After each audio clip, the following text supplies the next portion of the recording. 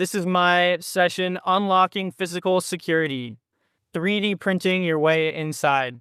And in this session, we're going to kind of go over the overlap of pen testing and 3D printing. We're going to talk about some unique tools that I made that you can go download after the session.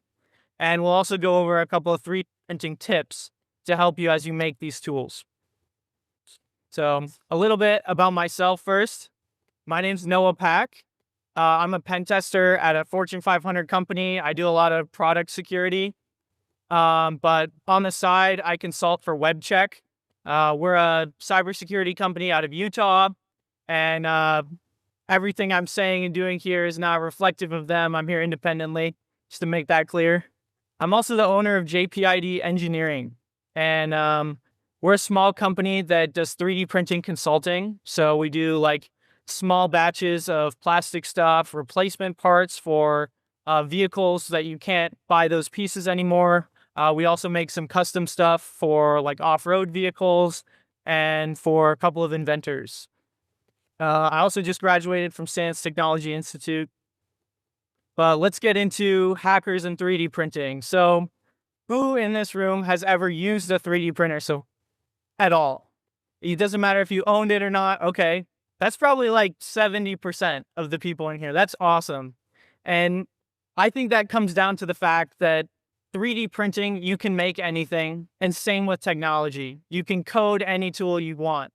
You can find new solutions to problems that have existed for a long time. And that's all what 3D printing is about. There's also a huge community of collaboration within 3D printing. There's websites like Printables, MakerWorld, and Thingiverse, where you can share your files. But my personal mission when it comes to 3D printing is to stop the people who have only ever 3D printed junk. And right on cue. And it's not necessarily their fault, but 3D printers are so powerful. It's a tool that creates other tools.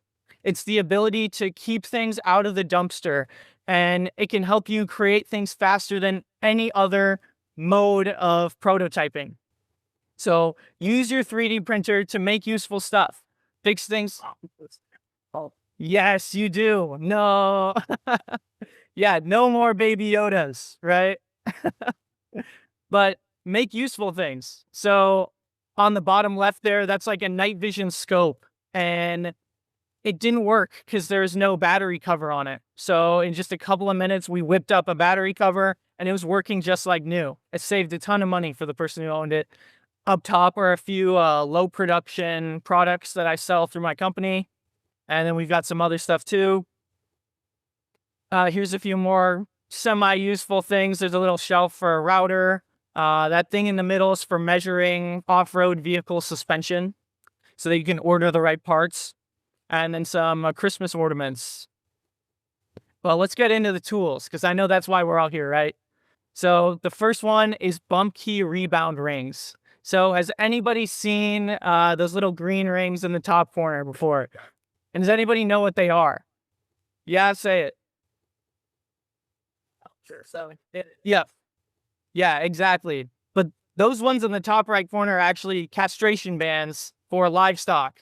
And that's like the most common bump key rebound ring that people go out and buy in pen testing. So what I've done is I've recreated those, and you can 3D print them in TPU, which is like a rubbery PVC material.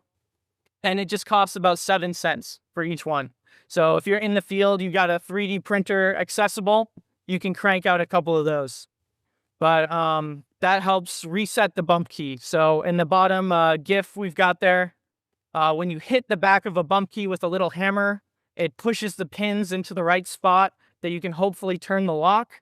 And the bump key rebound ring goes in between the key and the face of the lock so that it resets for you. We've got another bump key tool, and that's the bump key lever. So this invention was born out of many sore thumbs and fingers from me because I'm not the most handy with a hammer.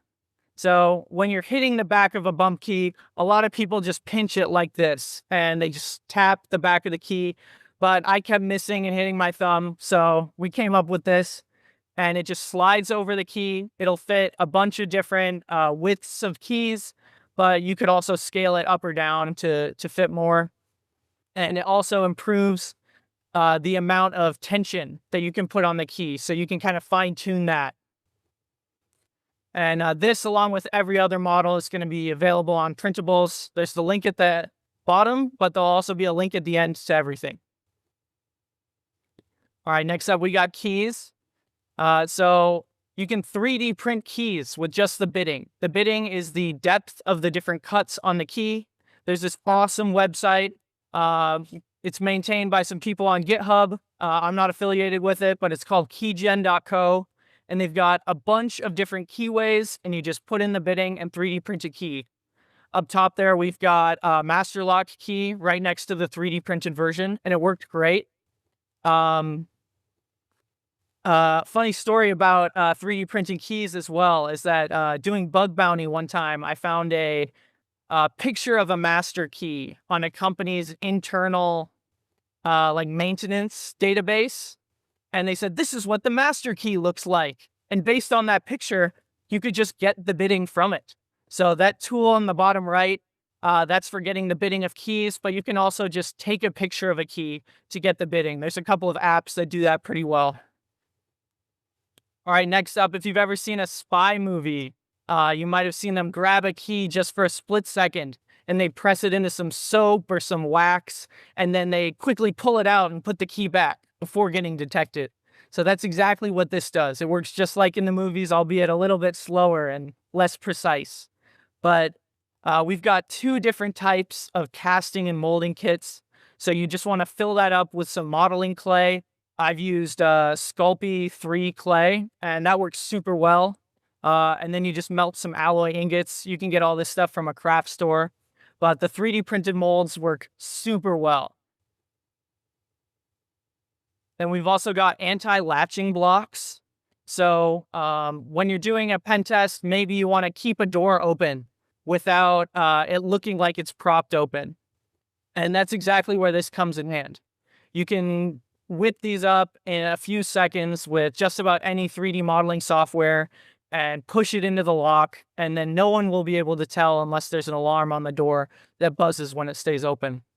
But those are super useful. You just don't want to leave them behind or get them stuck in the lock because your customer might get a little mad at you. But there's also a little dent in there, so you can take a traveler's hook. That's that thing on the top right there, and you can pull them out pretty easy. All right, we've also got skimmers. So if you've ever seen like gas station pump skimmers, they look just like the real thing. And with 3D printing, we can do that exact thing as well. And there's a couple apps that even work with your iPhone or Android, Polycam and EM3D. And you can just scan the card reader, scale it up a little bit, and then put your own hardware in there to capture RFID keys or some HID stuff. But I'm not going to release my models for these just because I now work for the company that I made them for. So sorry about that. We've also got kind of a silly one. This is the flip phone. So the Flipper Zero is banned in Australia. So I designed a little case for the flipper that makes it look like a flip phone. Just fun stuff. It's got cutouts for all the I/O, so everything works perfectly, even inside the case. And then some of you might have seen this one before. Deviant Olaf talked about this. He actually sells that metal one on their website, Red Team Tools. So that's originally a towel bar holder or like a shelf holder of some kind. But the idea is that you screw it onto your door, and then when you're using an under the door tool, which is just a giant L-shaped piece of metal, you slide it under the door and you can pull the door handle down, just like in this picture.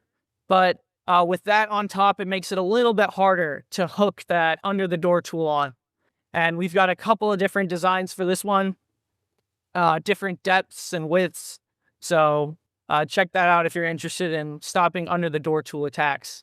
Side note on this as well is that my dad works in physical security on the defensive side.